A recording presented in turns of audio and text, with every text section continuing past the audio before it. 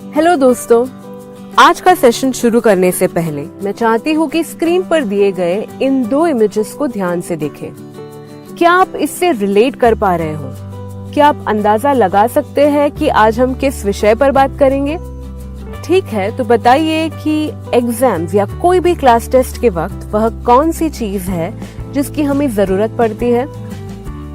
जी हाँ, हमारे द्वारा बनाए गए नोट्स की।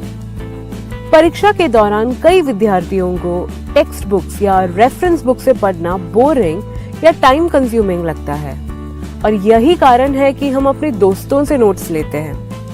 पर हम ऐसा क्यों करें जब हम स्वयं ही नोट्स बना सकते हैं? दोस्तों, नोट्स बनाने के लिए टाइम और डेडिकेशन जरूर लगता है, पर मेरा विश्वास कीजिए, यह विषयों को सीखना और समझना बहुत ही आसान कर देती है। इसके अलावा चीजों को लिखने से आपको याद रखने में भी मदद मिलेगी और यही नोट्स एक बहुत ही यूजफुल रिवीजन टूल बन सकता है। और महत्वपूर्ण बात यह है कि आप परीक्षा के समय शांति से तैयारी कर सकते हैं बिना किसी टेंशन के। तो चलिए शुरू करते हैं। सबसे पहले हम नोट्स बनाने की सारी चीजें कलेक्ट करेंगे।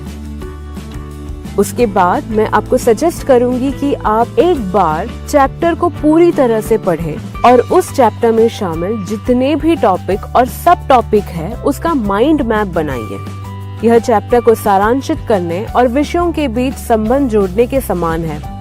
इससे आपको यह सुनिश्चित करने में भी मदद मिलेगी कि पढ़ाई के दौरान आप कोई भी टॉपिक मिस आउट नहीं कर रहे हैं। अगले स्टेप से हम एक्चुअल नोट्स बनाने की शुरुआत करेंगे। जितनी भी परिभाषाएं या इम्पोर्टेंट पॉइंट्स हैं उन सबको नोट करें। इस बात का ध्यान दें कि आपने टेक्स्ट बुक से सारा कुछ वैसे का वैसा ही कॉपी नहीं किया है। जो पॉइंट्स बहुत ही महत्वपूर्ण है बस वही लिखें और उसे अपने शब्दों में लिखने का प्रयास करें। जहां भी संभव हो वहां केवल शॉर्ट स्टेटमेंट्स या सिंबल्स का उपयोग करें।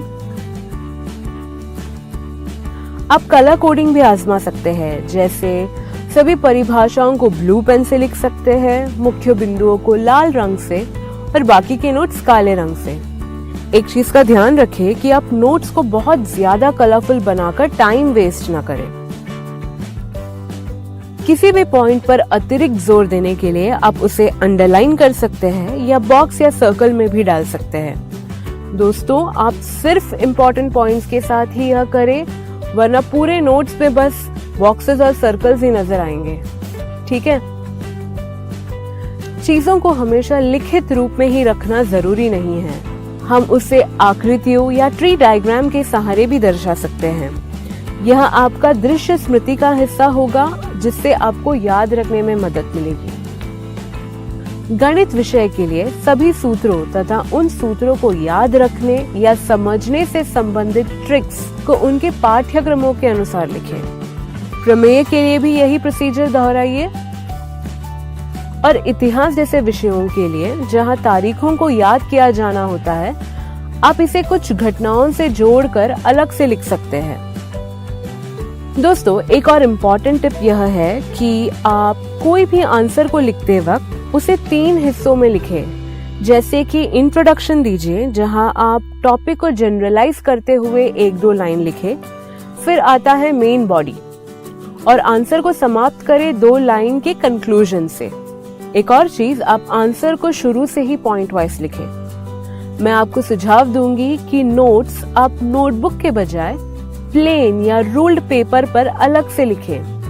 इससे किसी भी पाठ्यक्रम में चीजों को जोड़ने या घटाने में आसानी होती है। और यदि आप नोटबुक का इस्तेमाल कर रहे हैं तो पाठ के अंत में कुछ पेजेस छोड़ दें। दोस्तों, हमेशा यह बात याद रखें कि हमारा नोट्स पाठ के सभी कॉन्सेप्ट्स को कवर करता हो और साथ ही संक्षिप्त भी हो। तो इसके साथ हम इस सेशन को समाप्त करते हैं। मैं आशा करती हूँ कि आपको हमारा वीडियो अच्छा लगा हो और आगे से आप अपना नोट स्वयं बनाने का प्रयास करेंगे। तो मिलते हैं अगले सेशन में। जाने से पहले वीडियो को लाइक और चैनल को सब्सक्राइब करना ना भूलें। धन्यवाद।